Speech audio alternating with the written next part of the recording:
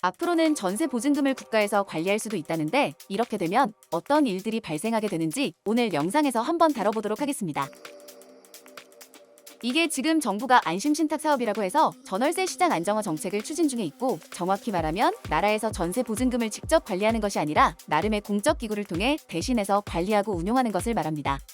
그리고 그러한 공적 기구에서 운용을 통해 마련된 수익금은 매달 임대인에 해당되는 집주인에게 지급하는 방식이라고 하는데, 당연히 이것을 추진하는 가장 큰 목적이라면 전세 사기를 비롯해서 전세 보증금 미반환 사고를 줄여 세입자를 보호하는 목적성이 가장 크다고 합니다. 근데 이게 아무래도 임차인에 해당되는 세입자를 보호하는 목적성이 크다 보니 집주인 입장에서는 어떤 장점이 있는지 모를 수 있고, 막말로 그들이 전세 보증금을 받게 되어 큰 목돈이 생기면 대출 상환이나 다른 곳에 투자하거나 사업을 운영하는 등 다양한 목돈 활용이 가능한데, 이게 나라에 묶여버리면 과연 그들이 전세를 내놓을지도 미지수입니다. 그렇다면 이번에 추진 중에 있다는 안심신탁 사업에 대해 어떤 장단점이 있는지 알아보도록 하며, 우선 그냥 원론적인 장점부터 소개해드리겠습니다. 가장 큰 장점이라면 앞에서 언급해드렸던 대로 전세 사기를 예방할 수 있다는 부분이 있고, 아무래도 전세 보증금이 공적기구에 묶여있다 보니 집주인 마음대로 보증금을 빼돌린다거나 이런 문제가 발생하지 않을 것입니다. 그러니까 전세 사기가 아니라 전세 사고라고 해서 집주인의 경제적 어려움이 발생되어 보증금을 돌려주지 못하는 일도 비일비재한데, 이렇게 보증금 반환이 어려운 상황 자체도 만들어지지 않는다는 것입니다.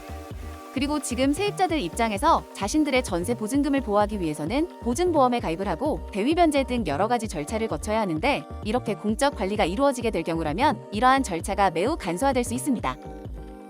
그렇다면 이번에는 원론적인 단점에 대해 알아볼 텐데, 이것도 방금 전에 언급해드렸지만 이러면 누가 전세를 내놓을지 모르겠고, 집주인 입장에서 전세 보증금이라는 목돈을 마음대로 사용하지 못하는데 굳이 전세를 할 메리트가 사라지게 되니 전세 아닌 월세로 전환할 가능성이 더욱 높아질 수 있습니다.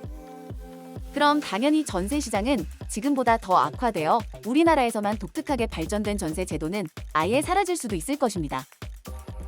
그렇게 되면 전세라는 시스템이 없어지고 월세나 반전세 구조가 생기니 여기에 지불하는 월세 비용이 더욱 증가하여 세입자들의 월 부담은 더욱 커질 가능성도 배제할 수 없습니다.